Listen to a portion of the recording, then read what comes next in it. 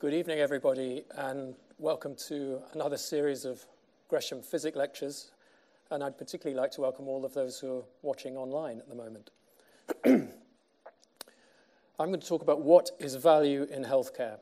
And if you have arthritis of the hip causing pain and restricted movement, and it's obvious that to get rid of the pain and to be able to restore movement would be a good thing. It would be of value to you.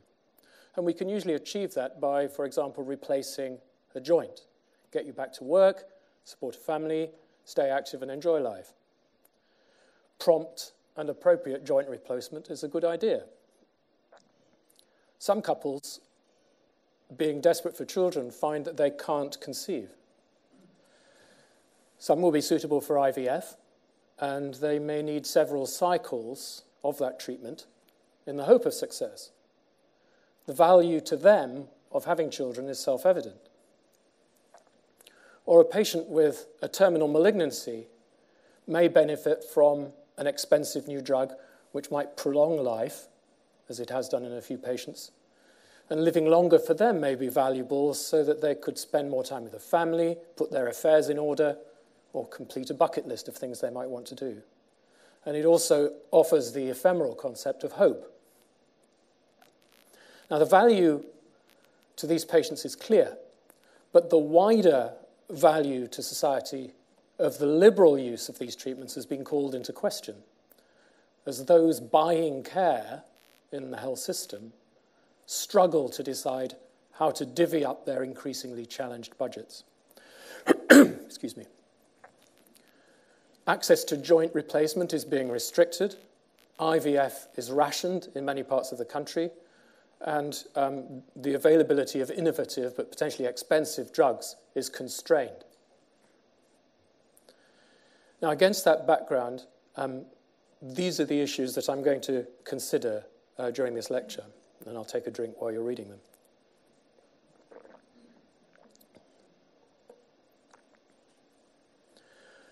Before I go through the story, I want to emphasize the overriding importance of government policies in the allocation of resources to health service and what is prioritized within the financial envelope. The amount of money that governments choose to spend in health varies considerably. As you can see from this map from the World Bank, actually you probably can't see it because some of the colors don't show up. Expenditure is expressed as a percentage of GDP. Dark is more, and pale is less. And actually, the vast majority of the world's population lives in regions with very low health expenditure. In fact, most countries in the world have an expenditure on health of less than 4% of their GDP. But over the last 25 years, most of the developed countries have increased their expenditure on health as that percentage. And the USA now spends roughly twice as much as the others. That 4% bar across the bottom is most countries, and there's the relation between USA expenditure and the rest of the developed world. They spend over 17% of their GDP on healthcare, and we spend, in, if you like, the rest of the Western world, about 8%. And if you look at that in terms of the amount expressed, spent per capita, you can see that the difference is even more stark, with their spending over $8,500 per head per year. So if they're spending twice as much, do they live twice as long? Or are they twice as healthy? Well, sadly, the answer to both of these questions is no. In fact, the USA has the highest infant mortality rate, the highest percentage of adults with at least 2 chronic conditions, the highest mortality in conditions that are amenable to healthcare, and the shortest life expectancy when you reach 60. And remember, too, that in the US, it's an insurance-based system largely, and millions of Americans are uninsured. The bills that they face for care can be huge and often unaffordable. Homes can be lost, divorce may follow, and over 60% of bankruptcies in the United States follow unexpectedly large medical bills. They spend the most money, and maybe they get the least value. Now, we've got different problems here. Austerity policies have reduced public spending year on year over the last decade as a percentage of GDP. The government has chosen, we have chosen the government, and that government has chosen to shrink the size of the state. And whilst health's proportion of the cake has held fairly constant, the size of the cake has shrunk. So despite year-on-year growth in demand and a rising and aging population, we have got a fairly static budget which doesn't meet our needs. We've got more demand, changing structures, a hugely complex organisation, and facing those things listed at the bottom. And on top of that, we're being asked to save 22 billion out of the total cost of healthcare, which is a vast amount of money. It's not really surprising that the concept of looking for value is so current and so important. Just today in the news, these choices are having consequences, as we've heard, with longer waits. And most of the hospitals in the country are now not meeting their waiting targets. This was from the BBC website this morning. And people are being forced to make difficult choices, spending their savings in order to get treatment that they feel is appropriate. So the government, wherever the government is, makes choices which affect all of us. Now, that doesn't mean that clinicians are exempt from having anything to do with it. Of course we are. Chris Ham, who in an introduction to the King's Fund review in 2015, said it's our duty to maximise the value for every pound spent on patient care. And that's a clinical duty. It's about clinical practice. So, if we're going to accept that government has a role to deliver the budget and we have a role to create value in some way, how do we choose what we're going to do? Well, I was brought up on the basis of something called best available evidence. It became called evidence-based medicine in 1992. And it's a really attractive concept that you make your treatment decisions on the best available evidence. But to do that, you've got to have access to the best evidence. You've got to trust it. You have to believe in its veracity. It's got to be implementable with your team. And in addition to that, you've got to have permission to do it. So, for example, a hip replacement we know works, but you're not now being given permission to do it. The trouble is that there is an enormous amount of evidence out there. And trying to find a way in which we can filter our way through that stuff is quite difficult. Unfortunately, over the years, evidence in medicine has been classified into a number of levels. Level 1 is the best, randomized clinical trial with low false positive and false negatives. Level 2, when there's a slightly higher false positive and negative rate in a randomized trial. Level 3, uncontrolled, unrandomized trial comparing one treatment with another. Level 4, no comparison group. And level 5, just a case report. So you can get a feeling for the quality of evidence just from that list. On top of all of that sit things called systematic literature reviews and meta-analyses which look at the data of a series of randomized trials to extract the most meaning from them, giving critical appraisal and insight. But sadly, searching through all of this stuff isn't straightforward. It's become a piece of work, really hard, to keep up to date with the medical literature, simply because of the sheer volume. There were over 900,000 papers indexed in Index Medicus or Medline last year. That's more than 2,500 papers a day. It's physically impossible to read that much, and certainly to review it for quality or relevance in detail is a challenge. Obviously, we look at our own field in more detail, but it's still an enormous amount of work. The sum total of medical information currently doubles every 3.5 years, and by 2020, it's estimated that it'll double every 73 days. Now, various tools have been made available to us to help us navigate through this, not least of which is the internet or Google. But there's also the Cochrane Library, which looks at specializes in providing best evidence through systematic reviews. But their resources are also limited, and not everything is reviewed. But I think despite these constraints, evidence-based medicine is established as the best way of choosing how we might identify the right treatment for our patients, relying on fact where possible rather than fancy. Now, the effectiveness of any medical intervention judged by EBM, evidence-based medicine, is usually seen through my eyes as a clinician or my colleagues in terms of numbers of some kind, like a blood result, blood pressure, ejection fraction of the heart, or how your kidneys are working. But to provide comparison between treatments at the policy level, at organisational level, we need not just the clinician's objective measure of the quality of these treatments, but also to see how it matches what the patient actually wants. And this leads us to the concept of value-based medicine, which is now becoming a key component in the design of many health systems. VBM, I'll call it that for brevity, theoretically uses the best available evidence combined with patient-perceived quality of life conferred by that treatment. And it relates that quality of life to the resources that you use. And that ends up with an equation. It's called a cost-utility analysis. So the value to the patient equals the outcome following the intervention or treatment divided by the cost of the intervention. And this has been refined, particularly by Michael Porter from the Harvard Business School, to point out that the only value that matters is the value to the patient. And you can only work that out by measuring outcome over the course of life, not just the operation and a few days afterwards, and the cost, both to the patient and society, over life as well.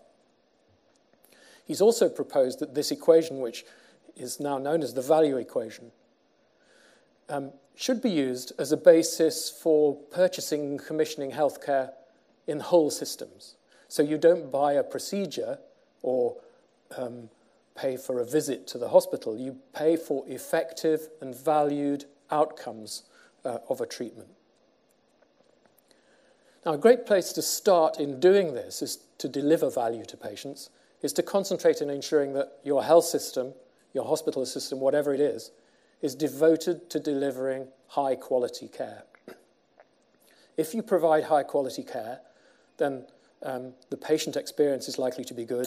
You're likely to have less complications, less delay, both of which cause huge expense to organizations and people. They also equate to poor service. At the moment, 1 in 10 patients in OECD countries is unnecessarily harmed at the point of care. And 10% of hospital expenditure in those countries is spent sorting out error. That's waste. And we could and should do better.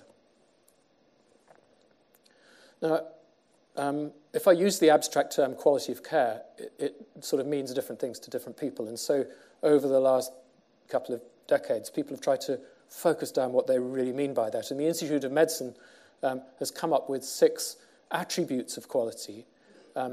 We're starting with safety. Nobody should be harmed. Patient-centered, should be focused on your individual needs. Shouldn't have to wait or hang around for treatment. The treatment should work and should be evidence-based. And it should be efficient with no waste. And it should be equitable, equal for all people in the community. Now, the value equation has been refined to take that into account. So the value equals outcome quality divided by cost. And quality means the outcomes plus these aspects of quality or experience. And the costs are further subdivided into direct and indirect. Sounds a piece of cake, doesn't it? And it's obviously appropriate, but actually it's far from straightforward in practice. And it's particularly not straightforward in healthcare. We have not done well in trying to work out these values over the decades. And Brown and Sharma summarize that very clearly by saying, we have failed miserably over the years to be able to sort it out. It is surprisingly hard to measure both the outcome of treatments, and it's equally difficult to quantify all the relevant costs. And I need to take you through some of the reasons why that is. Just looking back at those Institute of Medicine attributes of quality of care makes you realize how difficult resolving the value equation is. How do you measure safety in any uniform manner? What? Infection rates, return to the operating theatre, bleeding rates, unplanned readmissions? You can list a whole series of categories which might reflect safety. What does patient-centered really mean? And how would you capture meaningful, reproducible information on something so vague? Delays and access issues might well be appropriate and reportable, like the 18-week wait you read about in the papers. But when does the clock start ticking? When you see the GP, that might be 3 weeks after you've tried to see the GP. When you get to the hospital, and so on. And the system of referral varies from place to place too, so trying to get comparison and define value in two different sites immediately becomes difficult, and so on. These problems are, of course, all potentially solvable, but they require a huge amount of work in methodology, basic methodology, and extensive developments in integrated data collection and analysis, just to define some aspects of quality. So how do we measure effectiveness of our treatments? Now, in my world, we've been concentrating for decades on mortality because cardiac surgery is risky, and that was an easy thing to measure. It's pretty binary. But there are many more values which we could and should and do measure. But each of those also requires data definition, also requires collection, also requires uniformity across the system, and you have to find a way of getting that into an analyzable form centrally. The introduction of patient satisfaction and quality of life means that the assessment of some of our conventional views of outcome is challenged. Our concepts of success may not be quite the same if you take into account the patient's views. And sorting out the value of the quality of care has led to a search for ways to quantify that quality. And it's not straightforward. It's a topic of research in its own right. Now, I want you to think for a moment about the relationship between quantity and quality of life. Now, the outcome of a cancer treatment is often expressed in terms of patient survival. So, thus, a treatment may be judged to be a success if it extends life for that patient or for a significant group of patients receiving a treatment compared with a control group. But what if the patient doesn't value that life extension if it involves the use of a very, very toxic chemotherapy and perhaps chooses to have an earlier but drug-free death? Is that a failure of the treatment or a success of care in the abstract? You're looking after what the patient wants. Clinicians and hospitals are often judged internationally by their survival data, so the wishes of the patient in not having such a long survival may bring their respective goals into conflict. How do you measure value between these two groups under those circumstances? So we have to try and formalize the measures of quality of life in some way. And these, for reasons which I'm not entirely sure, are called instruments of measurement. And there are three main types. Function-based, which measure your quality of life in relation to cognitive function, a bit of physical function, your social function, and your psychological function. Preference-based instruments, where you ask the patient their preference for one health state over another, and some generic ones which measure aspects of quality of life across all specialties. Let's go through those a bit. Now, function-based instruments are mostly specialty-specific, so relating to cardiology, the heart, or to the lungs, to rheumatology, to brain, or to eye disease, for example. And as a result, there are thousands of these instruments and way more to review than I have time for today. They can be really simple. I'll show you one next. Or they can extend to questionnaires which have pages and pages of questionnaires, and you actually need to be trained in order to deliver the questionnaire to the patient. This is a simple one. It's about rheumatoid arthritis. 4 classifications, and anyone who's got arthritis in the audience will be able to slot themselves into one of those categories quite easily. 1 is perfectly okay, 4 can't do much. So you can find some place for yourself. There are several of these with multiple items of questioning. They can be self-administered or done by a trained person, but you get different results when a trained person does it, so they're not as good as you think they might be. Preference-based instruments are those where you're trying to allow the patient to tell you how they feel about a given health state and what they find desirable or undesirable. And there are 3 main types of these, which I'll talk about in a moment. Utility analyses, rating scales, and multi-attribute analyses. So they all work on the same principle of a utility scale, which means that a state of death is scored as 0 when you're dead. You don't have life, that's 0. And perfect health is 1. And you kind of end up with a score which puts you somewhere on that scale. Now, the first of these is called a standard gamble utility analysis. And in this, the patient must choose between remaining in the same health state or choosing to take a gamble at a new treatment which may end up leaving you in perfect health or dying, or somewhere in between those two. Put it another way, if you're offered a 70% chance of having perfect health, if you choose to take the gamble, that also means you have a 30% chance of dying. Would you take that chance, or would you rather stay in the health state that you're in? And there are various forms of words that have been described to help a patient make this work. It's a bit like getting consent for surgery, this. It has the advantage of being applicable to anything you do, and it's quite reproducible and easy to administer, but it doesn't deal very well with mild health states, and everybody's a bit frightened of death, so it tends to make you a little bit more optimistic about your current health state. The second way of scoring this, working out how you feel about your illness, is a thing called the willingness to pay analysis. So this assumes that there's an idea that you might be willing to pay money for an improvement in your health state or a return to normal health. So the choice you have to make is to stay in the same health state that you're in now. That gives you a utility of your current health state, or you pay money for an improvement, say, to perfect quality of life. And the best way to try and, I think, describe this to you is to take you through a worked example. So I'm going to say, imagine that you have diabetes, and I'm going to ask you what we would ask a patient. Please imagine that by permanently paying a percentage of your monthly income, you could permanently eradicate your diabetes. What is the maximum percentage of your monthly income, if any, that you would be willing to pay to get rid of your diabetes? How much financial value are you putting on getting rid of your symptoms?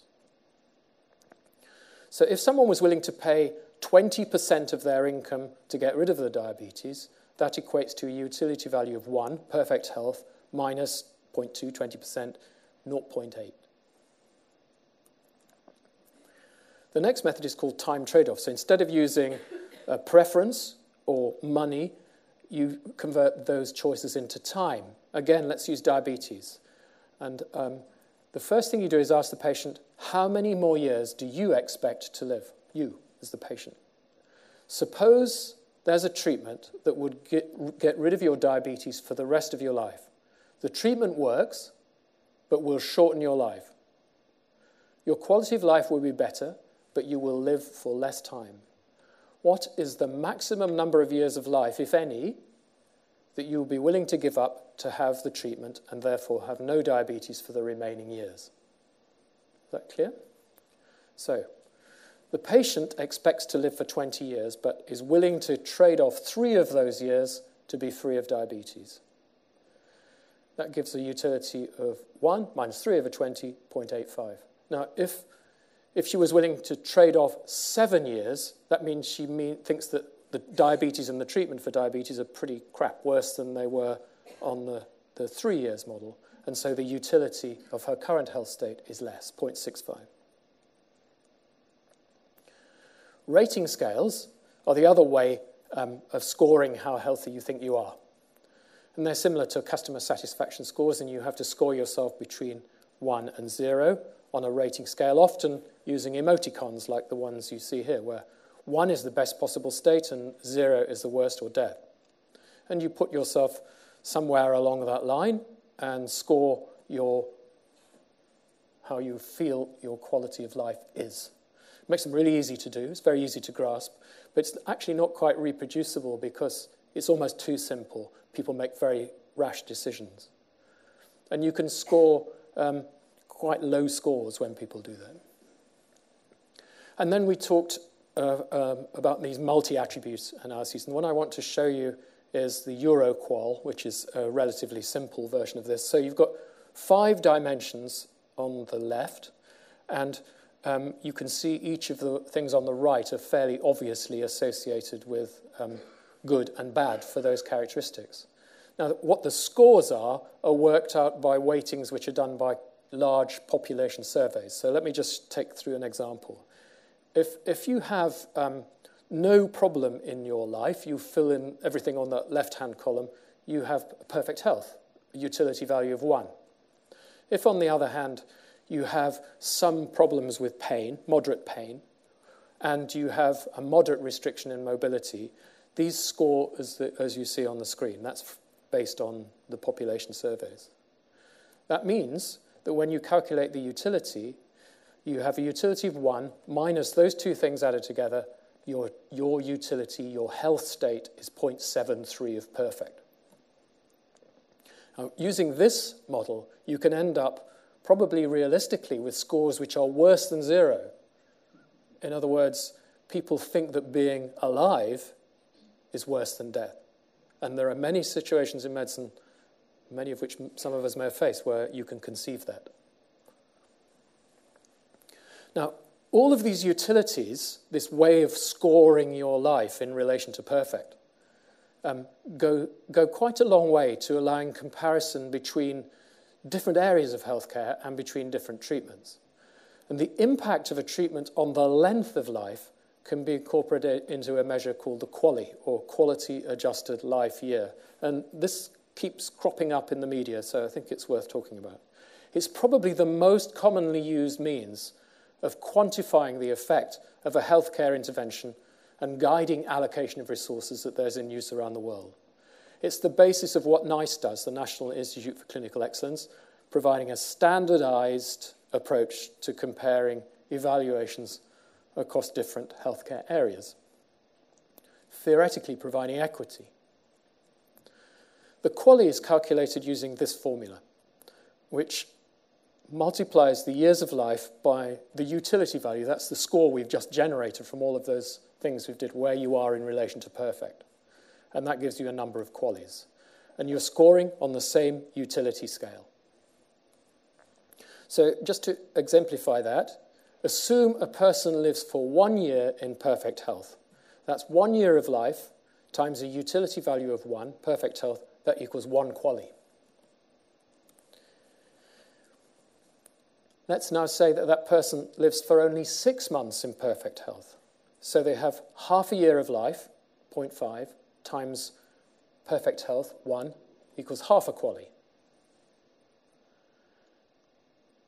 Now, if they live for 1 year, but only in half good health, it's 1 year of life times half a QALY, half a utility value, and that gives you 0.5 QALYs. Now, if you're doing a cost-effectiveness study, comparing one treatment with another, I need to show you how that works. So here's another example. Let's assume a patient lives for 3 years in a health state which gives them 0.7 of perfect, according to the measures we make. And 2 treatments come along. That gives them, if you multiply that 3 years by 0.7 utility, 2.1 QALYs. Okay? So now 2 treatments come along, A and B. Treatment A means you don't live any longer, but you have a better quality of life. So under those circumstances, it's an additional 0.2 times 3 years, 0.2 QALYs, giving you a total of 0.6 QALY added. Drug B, on the other hand, you live for 2 more years at the same health state, 2 times 0.7, 1.4 QALYs. Now, you can make some sort of choice on that, either strategically as a policy decision, or as an individual. You can look at that and say, well, I want to improve my health state, and I don't want to live any longer, or I want to live longer at the expense of not having any improvement. You could choose between those two drugs. If you add cost to that, it becomes more complicated. And conventionally, the aim of any economic analysis is to produce the greatest number of QALYs for the available resources. That's how NICE works. It gives you health-related value for money. And because of the social factors of, for example, poverty and deprivation, there's the potential for these to become unmeasured by this calculation, so you have to put weightings on it. And NICE, whose website is here, uses different weightings to emphasize the relationship between equity and efficiency. And you can look at how they do that on their website. QALY isn't the only measure. There's something called the disability-adjusted life year and something called the healthy year equivalent. But essentially, although there remains debate about whether QALYs are best, at the moment, most people think they are. And the approach is probably to improve the QALY calculations rather than reject them. And when you leave tonight, in the handout, there's a big chart in there which demonstrates how you suck in all of these utility values to create a QALY. It's much too complicated to project, so it's a piece of work. So we've talked a lot about outcome, and that's objective and patient-measured outcomes. I need to turn to the quantification of cost. Now, before I became interested in the efficiency of healthcare, I thought measuring cost was easy. Cost was cost, wasn't it? It turns out I couldn't have been further from the truth. It's a complex subject, especially for a clinician, I think. And it's got a language of its own, and it's open to academic analysis in its own. But the methods you choose to cost something have important practical implications, and even more important, national policy implications. Now, I've implied that there's a different perspective all through this, a patient's perspective, a hospital perspective, and so on. The patient, in relation to costing, can incur costs from loss of income, loss of time or opportunity, and from any expenses associated with receiving the healthcare. Now, we're really lucky in this country because our National Health Service keeps these costs, to us as individuals, incredibly low relatively. But cost still comes into those decision-making for people who are self-employed or those with responsibilities to dependents. The situation in, for example, the USA and parts of China is that it's what you can afford that may well determine what health care you can obtain. We've all heard stories of the sacrifices that people make to be able to get treatment, selling their house, getting rid of their savings, and so on. And the consequences, if they can't raise the money, means that they can't necessarily get the treatment. The provider, that's like the hospital, incurs costs associated with staffing, equipment, facilities, drugs, and so on. And many of these costs are actually driven by people working within the organization. And nowadays, because of things like austerity, these financial considerations to the hospital are crucially important. The purchaser is the person who's being given a budget to buy healthcare from all of these organizations, either, for example, an insurer, or in the NHS, a commissioner, or another system. They have to make decisions about what they're prepared to pay for, so they need to understand the costs very, very clearly. And of course, overriding all of this is society. Society incurs costs associated with the overall expense of delivering health and has to make policy decisions about how we divvy stuff up. Now, As a result, costing has been a huge concern of governments since the NHS was started in 1948, and an enormous number of methods have been tried. But over most of that time, most of the costing has been central, done at the Department of Health. And the output of the costing models was in a form that people like me at the front line didn't really get. We felt excluded from it, and not least because they were complicated and they weren't clearly linked to what we were doing every day. We didn't see what relevance it had. It becomes impossible to gain an understanding of the cause and effect relationship between a clinical decision, resource consumption, and the outcome to the patient. And if we're moving into a value way of thinking, those relationships become critical. Because there are things called cost drivers, and these are parts of an organisation that increase the cost. In a hospital, staff costs make up 60 to 70% of the organisational costs and salaries. Drugs are hugely expensive, and as you've read in the papers as well, sudden step changes in the cost of an individual drug. Some generic drugs went up by 4,000%. Nitric oxide, which used to be free, suddenly became £2,500 a day. They're set by industry. If a patient gets a complication, it costs a huge amount of money, often way beyond the cost of the initial treatment. Technology isn't cheap, and it needs to be maintained and replaced in pace with what's going on in the wider society. That mode of replacement, for anybody who gets an iPhone every year, you know how fast that changes and how often you need to do it. And then there are costs of the process itself, which most of us don't really get. Process is expensive. It's a bad process. It costs money. A wasteful process costs money, causes delay. On top of that, organizations have problems with facilities, the scale of the organization, the location, prime real estate, the waste they have to manage, and the cost of educating their staff.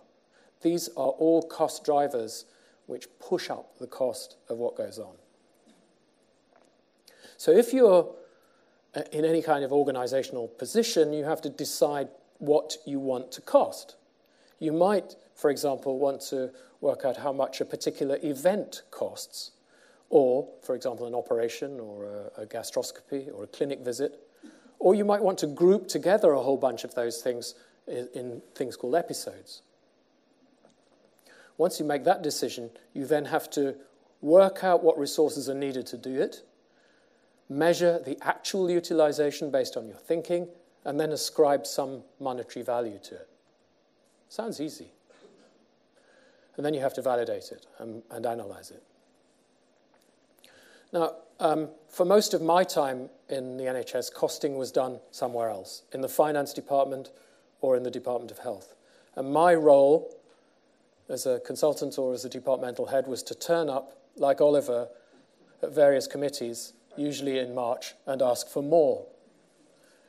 I get a handout of unused resources, particularly in March, in order to anticipate next year's budget cycle. That was my goal. You spend most of the year thinking what you might ask for, rather than working out how you might do it for less. In 1980s, some of you will remember that Mrs. Thatcher kicked off, for various reasons, some significant NHS reforms, and in an incredibly short time, the internal market was born, and a purchaser-provider split. And this was based on true Thatcherite principles that a market works better, it creates choice. I've already talked about choice, and we know that that hasn't worked out very well. But when you start to split the purchaser and provider, the demand for detailed knowledge of the costs and the accounting rises exponentially.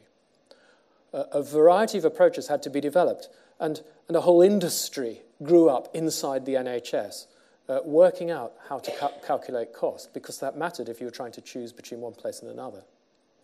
Data had to be drawn from all sorts of sources, and in the 90s, they weren't developed. It was really manual and labor-intensive. We were only really considering a tiny part of those costs. We were just looking at the direct costs of healthcare, not really the non-healthcare healthcare costs, and certainly not indirect costs to the patient or to their business, or future costs for that disease. It was a very localized way of thinking.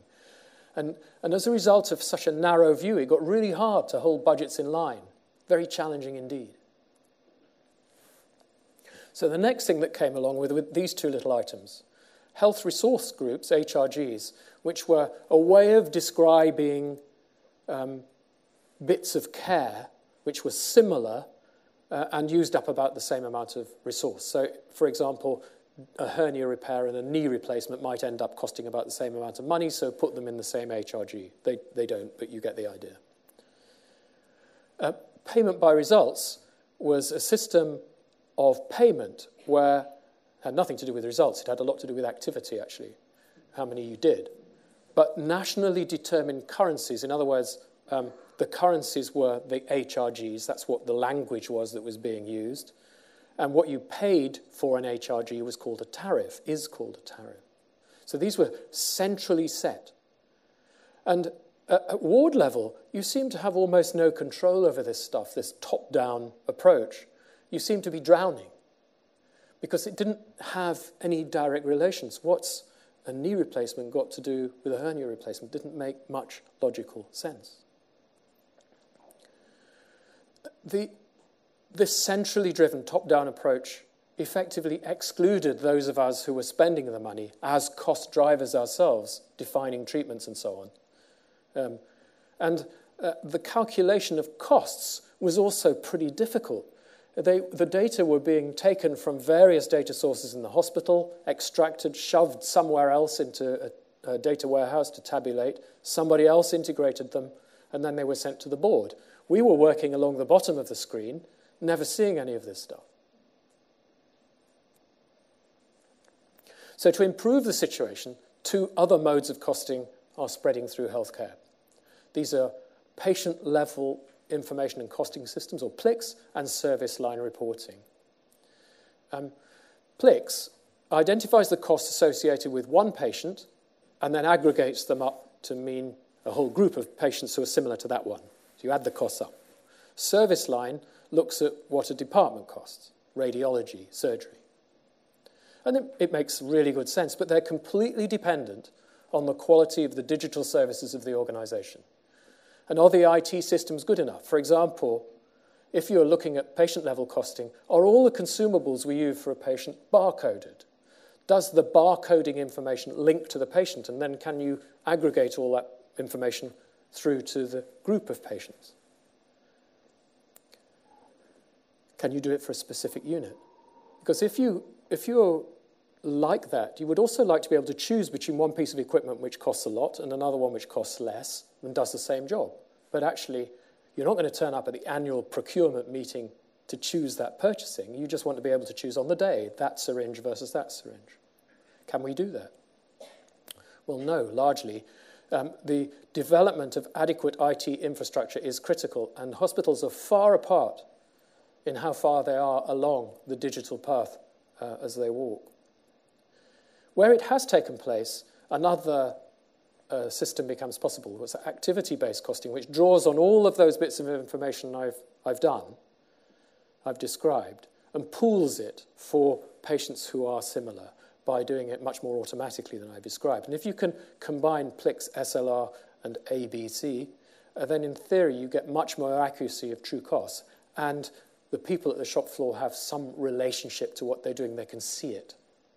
Simply redlining a budget that hasn't been used in the finance department doesn't really work.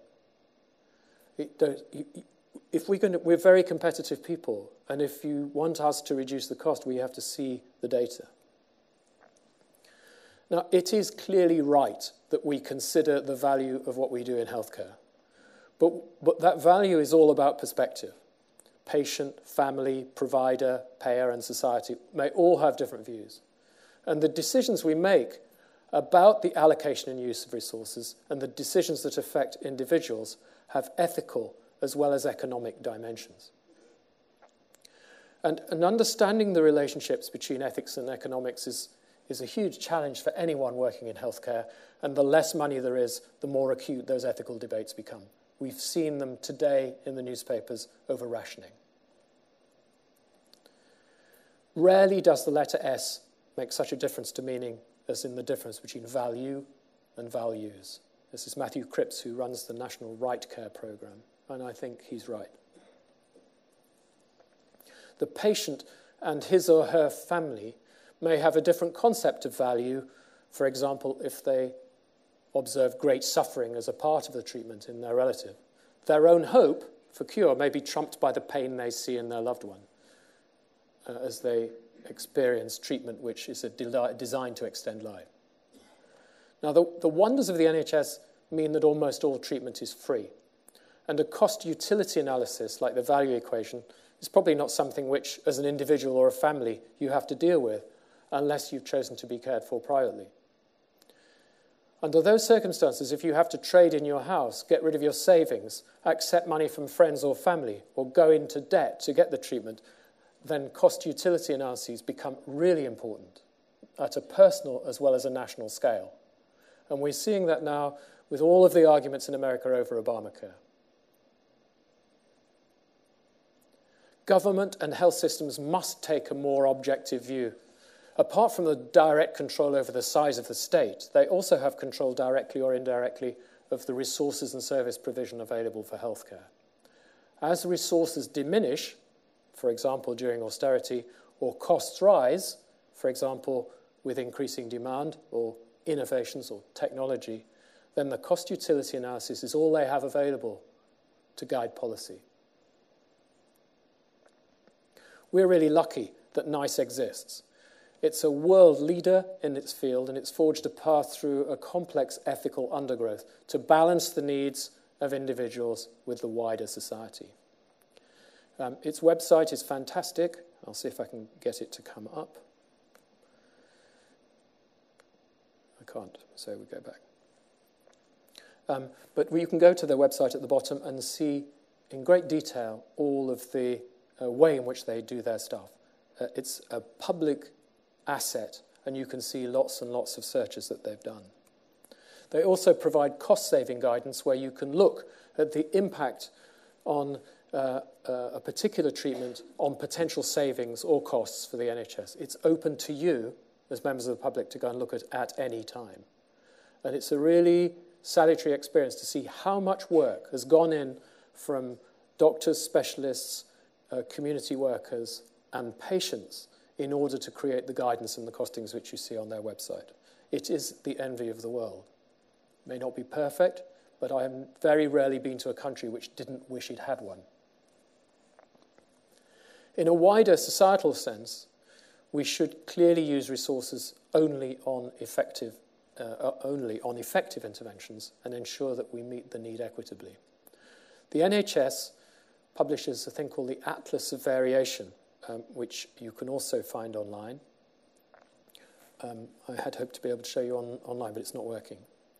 But on that site, for example, you can see that multiple maps. I was going to show you a demonstration of how people are following the guidelines for the treatment of diabetes. They vary hugely across the country. The guidelines that NICE establishes have been evidence-based and are agreed by patients and doctors alike. But there's a difference of over 40% between 76 and 30-something%. At the good end, 76% of the patients are being managed on guidelines, and at the worst, 30% across the country. That can't be right. It's wasteful, and we have to do better than that. Public exposure of their data, which you can get on the Atlas of Variation, means that you can take a view of how your health system works.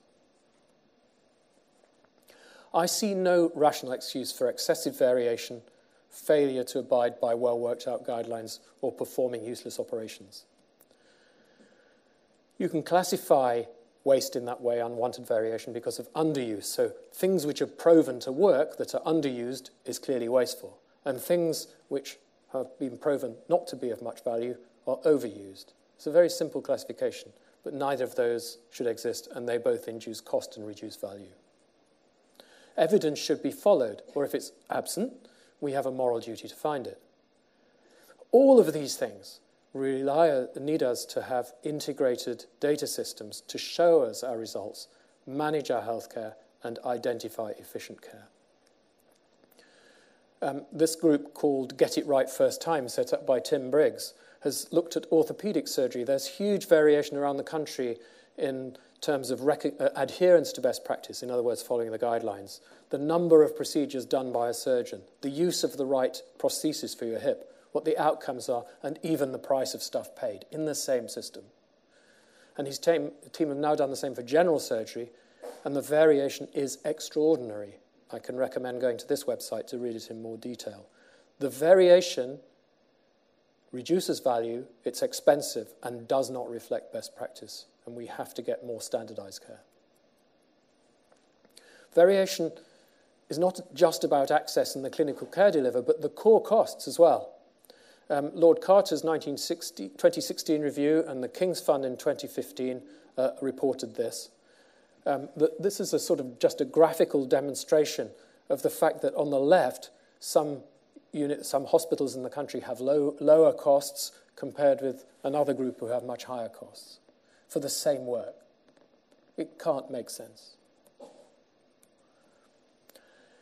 It seems to be morally right that we should deliver high-quality healthcare at the lowest possible cost.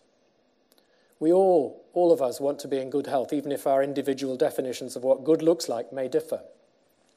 If we need treatment to restore us to that good state, the good state that we choose, our utility, then it seems morally right that we have access to the best available evidence-based care.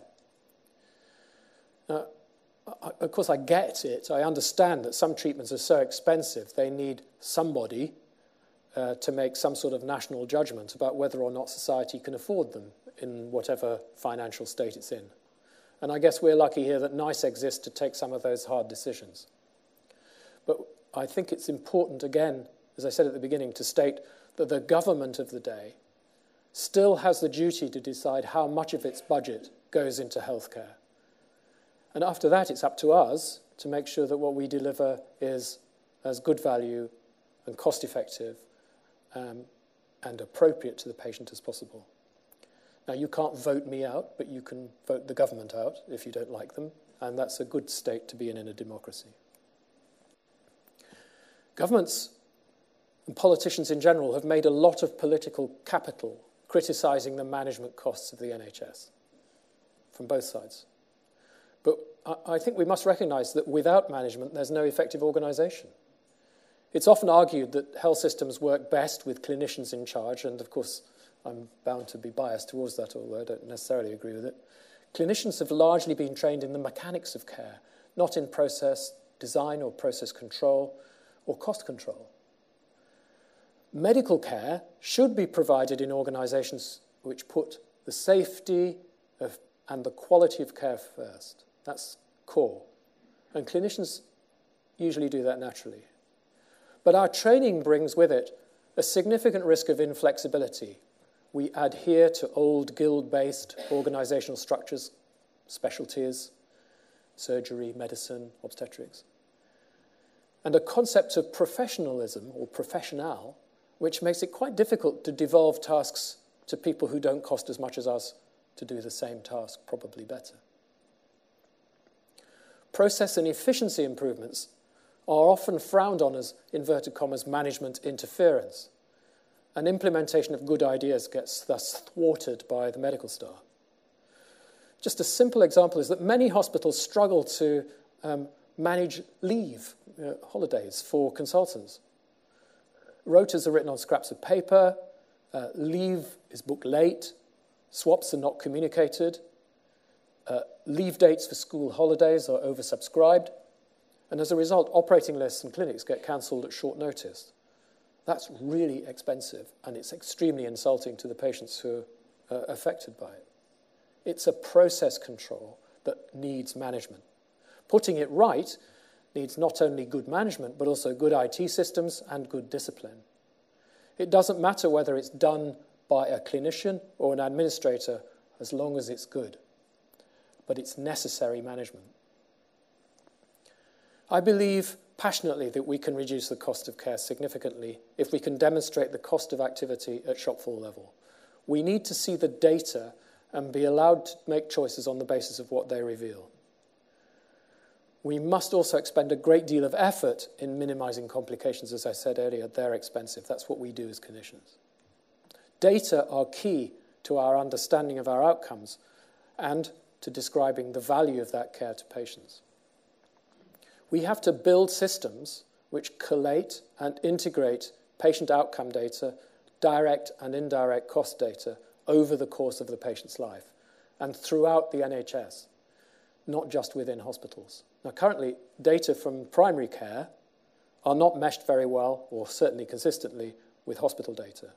And while we must guard your data, my data, with great care, I think we should also encourage the population, us, to recognize the value of pooling such information, because describing the quality and quantity of life depends entirely on obtaining those data. And that should not only be possible in a true National Health Service, but I think it's essential to define the best care for our population and for people around the world. The data should be integrated across our patch. Now, it's a clinician's duty to deliver value to the patient, as I've said. I hope to have demonstrated today that whilst the value equation is a very sensible way of describing benefit, it's not a piece of cake to sort it out. We elect politicians to decide where the money goes, and austerity policies and increasing demand force change on us if we want to maintain quality, which I feel is my job. However, with accurate, integrated outcome and cost data regularly shared with those who care for patients and indeed with the patients themselves, better process control, we will have the tools to increase value both to the patient and to wider society. And I just want to finish with the words of Winston Churchill, which are not coming out. Give us the tools, job, and we'll finish the job. Thank you. Thank you very much.